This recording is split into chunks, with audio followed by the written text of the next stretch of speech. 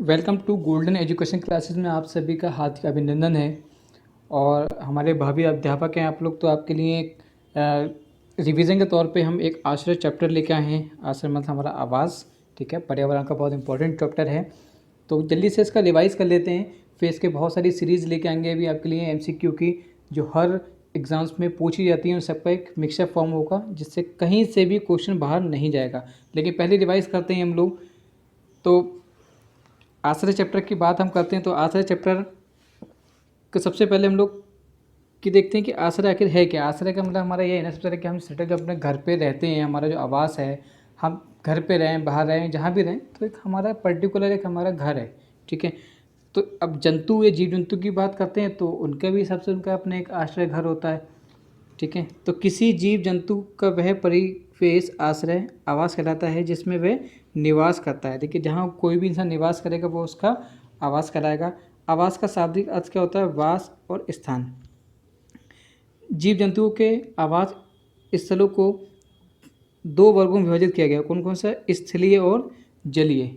कौन कौन से में? स्थलीय और जलीय, ठीक है। पहले बात कर लेते हैं स्थलीय आवास के बारे में, ठीक है। देखिए, मैंने यहाँ पे एक चित्र के माध्यम से भी आपको कई चीज़ें इसको आपको डिस्क्राइब कराएंगे हम। स्थलीय आवास का मतलब समझने पहले क्या है कि इनके अंतर्गत स्थल पर पाए जाने वाले जीव जंतु निवास करते हैं, जैसे घास स्थल, पर्वतीय स्थल, मरुस्थल और तटीय और वनीय स्थल। इनको भी हम बहुत शॉर्ट में और आपको चित्र के माध्यम से आपको समझाएंगे अभी। पर्वतीय स्थल कैसे होते हैं? देखिए, यहाँ पे चित्र भी आपको मैं दिखा देता हूँ पर्वतीय स्थल का, ठीक है। चित्र जो देखिए, चित्र के माध्यम से आपके माइंड में वो चीज़ सही से सेट हो जाएगी। पर्वतीय आवासों में वृक्ष कैसे होते हैं? हमारे शंकुआकार होते हैं, कॉनिकल होते हैं हमारे, जिनकी जो शाखाएं हैं वो कैसी होती हैं? तिरछी होती हैं, क्योंकि इन क्षेत्रों में हिमपात होता है और तेज़ हवाएं चलती हैं, ठीक है। फिर हमारा है पर्वतीय व ठंडे प्रदेशों में रहने वाले जंतु, जिनकी चमड़ी कैसी होती है? मोटी होती है। ये ध्यान रखना आपको, जो ठंडे प्रदेश में रहते हैं उनकी चमड़ी कैसी होती है? मोटी होती है। इन जंतुओं के खुर मजबूत व बड़े होते हैं, जिससे ये आसानी से ढालों पर दौड़ पाते हैं, ठीक है। ध्यान रखिएगा इस बात को। फिर है जलीय आवास। जलीय आवास एक्वेटिक शेल्टर में तालाब, झील व समुद्र इत्यादि सम्मिलित होते हैं। देखिए, जब हाँ समुद्र की बात चल रही है, ओशन की बात चल रही है, देखिए यहाँ पे बहुत सारे एक चित्र आपको दिखा रखा है। इसमें देखिए बहुत सारे रहने वाले जीव जंतु लवणीय जल में वास करते हैं, जो मांस लेने के लिए जल में घुलित ऑक्सीजन का प्रयोग करते हैं। ये ध्यान रखिएगा इसको। समुद्र जल में रहने वाले जीवों की कुछ विशेष संरचना होती है। उनकी जो जो स्किन मतलब जो बॉडी का स्ट्रक्चर होता है वो कैसा होता है? वो धारा रेखी होता है, ताकि वो जल के अंदर जल्दी से वो मूवमेंट कर सकें। मोशन उनका बहुत फास्ट होता है। नेक्स्ट है तालाब एवं झील। तालाब एवं झील में पाए जाने वाले पौधे की जड़ें जलाशय के नीचे मिट्टी के अंदर स्थित होते हैं, ठीक है। इन पौधों का तना लंबा, खोखला व हल्का होता है, जिससे ये पौधे पोषक तत्वों का अवशोषण करते हैं। जलीय पौधों की पत्तियां संकरी एवं लंबी होती हैं और स्पंजी होती हैं। ये एक चीज़ इसमें ध्यान रखिएगा, जिन जिन चीज़ को अपने येलो कर रखा है यही यहाँ से पॉइंट पूछे जाते हैं और इसी का ही मेन पॉइंट है। बाकी तो थ्योरी आप पढ़ेंगे, लेकिन जो मेन येलो ने से हाईलाइट किया गया है, तो इन पॉइंट्स को भी आप इस पर से ध्यान रखना, क्योंकि यहीं से क्वेश्चन पूछ लेंगे और इसी में आपका आंसर आपको मिल जाएगा। जलीय जीवों का शरीर ऐसा होता है वे आसानी से तैर सकें। इसमें सांस लेने के लिए गिल फेफड़े भी होते हैं, ठीक है। मछली गिल फेफड़े के सहारे श्वसन क्रिया करती हैं। ये जरूर ध्यान रखना है कि मछलियाँ गिल फेफड़े के सहारे ये हमारे श्वसन लेने की क्रिया करती हैं। एंड नेक्स्ट इंपॉर्टेंट क्वेश्चन यहाँ देखिएगा कि स्थल एवं जंगल में रहने वाले जीव कौन कौन से होते हैं? गाय, भैंस, कुत्ता, बिल्ली, गधा, घोड़ा, शेर, हाथी, हिरण, गेंडा, बाघ, मोर, चिंपैंजी, ऐसे बहुत सारे होते हैं। और जबकि पानी में रहने वाले जीव मछली है, सांप है, मेंढक है, मगरमच्छ है और कछुआ है। पेड़ पर रहने वाले जीव बंदर, पांडा, स्थाल, लंगूर, पक्षी आदि। और ज़मीन पर रहने वाले जीव कौन कौन से होते हैं? चींटी, चूहा, सांप, खरगोश, केचुआ और बिच्छू। एक हमारे होते हैं उभयचर, ठीक है, जो स्थल और जल दोनों में रहते हैं, जैसे मेंढक, मगरमच्छ, सांप, ऐसे कई चीज़ें होती हैं जो दोनों ही चीज़ों में ये रह लेते हैं। एंड नेक्स्ट, ये नोट बना के मैंने जो डाला है इसको ध्यान से पढ़िएगा और ध्यान से इसमें से बहुत सारे क्वेश्चन पूछा जाता है। रजत मछली के बारे में, सिल्वर फिश एक कीड़ा है, इसलिए रजत मछली को छोड़कर अन्य सभी मछलियाँ जल में रहती हैं। ऑक्टोपस, व्हेल, समुद्री गाय, स्टारफिश, विद्युत किरण एवं डॉग फिश आदि समुद्री जल में पाई जाती हैं। देखिए ये ध्यान रखिए कि रजत जो मछली है ये एक कीड़ा है, ठीक है। फिश लगी है तो उसको आप फिश ना समझें, ये कीड़ा है ये हमारा एक। पक्षियों के घोंसले, पक्षी के घोंसले जो होते हैं खुद बनाते हैं। ऐसे में सभी पक्षियों के घोंसले अलग अलग होते हैं। पक्षियों द्वारा घोंसले इसलिए बनाया जाता है ताकि वह अंडे दे सकें, और जब अंडे बड़े हो जाते हैं तो वे घोंसले छोड़ देते हैं, ठीक है। नेक्स्ट है कबूतर और गौरैया। मनुष्य के घरों में भी घोंसला बनाकर रहते हैं। देखोगा आपके घर में भी बहुत सारे कबूतर आ जाते हैं, तो वो या गौरैया होती है तो वो हल्के हल्के अपना सीखे उठा के वो अपना घोंसला तैयार कर लेती हैं। कौवे पेड़ की सबसे ऊंची ढाल पर अपना घोंसला बनाते हैं। यहाँ से क्वेश्चन बहुत ज़्यादा पूछा जाता है हर साल, तो इसे ध्यान रखिएगा। रजनी चिड़िया 2 पत्ते को आपस में मिलाकर घोंसला बना लेती हैं। बहुत खूबसूरत घोंसला बनाती है ये। कोयल अपना अंडा कौवे के घोंसले में रखती है, ठीक है, ये ध्यान रखिएगा।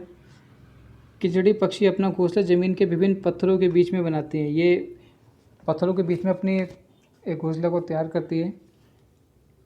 कलफोड़वा और बसंत गौड़ी पेड़ के तने में छेद करके ये अपना एक घोंसला बनाते हैं। सब अलग अलग पक्षियों की अपनी अपनी क्वालिटीज़ हैं, अपने अपने हिसाब से बनाते हैं ये लोग, तो इसको आपको ध्यान रखना पड़ेगा कि कौन किस हिसाब से बनाता है। इनके नेमिंग को आपको ध्यान रखना पड़ेगा। नेक्स्ट है हमारा जुलाही चिड़िया। अपना घोंसला लालटेन के आकार में बनाती है। किसके आकार में? लालटेन के आकार में, ठीक है। बहुत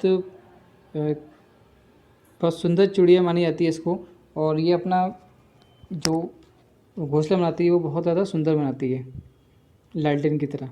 घोंसला बनाने का कार्य नर पक्षी के द्वारा होता है। उल्लू पेड़ के खोखले भाग में ही अपना घोंसला बना लेता है, जबकि फाख्ता झाड़ियों के बीच में अपना घोंसला बनाती हैं। दोनों में ही अपनी अलग अलग क्वालिटी हैं। ये खोखले भाग में बनाते हैं, और जबकि जो फाख्ता होती है वो झाड़ियों के बीच में अपना घोंसला बना लेती हैं। चील सबसे ऊंचे पेड़ पर अपना घोंसला बनाता है, जिसके आकार 4-5 फीट चौड़ा होता है। चील अपने घोंसले का इस्तेमाल कई सालों तक करता है। गिद्ध अपना घोंसला सुनसान स्थानों में, पेड़ों के चट्टानों के दरारों और चील के छोड़े हुए घोंसले को बनाता है। मोरनी अपना घोंसला चिड़िया और पेड़ों के बीच डालियों पर बनाते हैं। मादा शुतुरमुर्ग जमीन में थोड़ा सा खोदकर अपना घोंसला बनाती हैं और अंडे देती है। ये भी ध्यान रखना है तीनों चीज़ों को, ठीक है। मोरनी का खासकर बहुत ज़्यादा एक क्वेश्चन पूछ लेते हैं अलग से, तो उसको ध्यान रखिएगा आप। अब हम लोग आते हैं कि घरों पे आते हैं मिट्टी के, कि मिट्टी के घर ग्रामीण क्षेत्रों में विशेषकर गाँवों में देखने को मिलते हैं। देखिए मैंने एक शेप दे रखा है, इस टाइप से होता है कुछ, आप देखे होंगे, और देख के अपनी यादें भी ताज़ा कर लीजिए आप। ये वैसे क्षेत्रों में अधिक देखने को मिलते हैं जहाँ गर्मी अधिक होती है, जैसे राजस्थान, यहाँ पे होती है, कर दिएगा, भर्ती लिख दिया, मतलब जैसे राजस्थान, उत्तर प्रदेश, बिहार, यहाँ पे बहुत ज़्यादा गर्मी पड़ती है, इसलिए ऐसे घर बहुत ज़्यादा मिलते हैं। गर्मी अंदर ना जा सके इसलिए इन घरों की दीवारें कैसी होती हैं? मोटी होती हैं।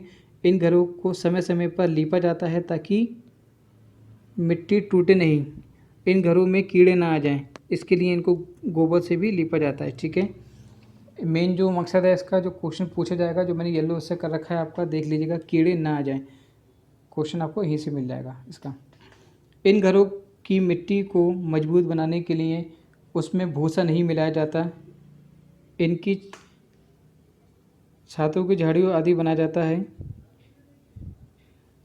इनमें नीम और कीकर लकड़ी का प्रयोग अधिक किया जाता है, और ये इसलिए किया जाता है ताकि कीड़े नहीं लगते।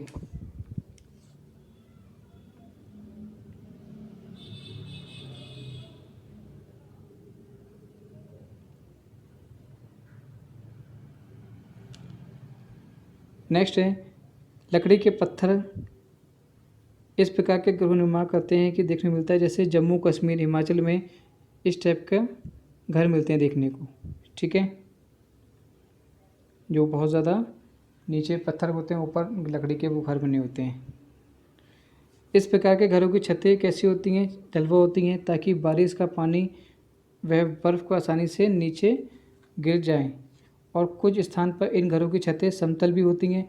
ऐसे एक घर एक मंजिल व 2 मंजिल दोनों के होते हैं। लद्दाख के लोग अपने घरों के नीचे हिस्से में पालतू जानवर व सामान आदि को रखते हैं, ठीक है।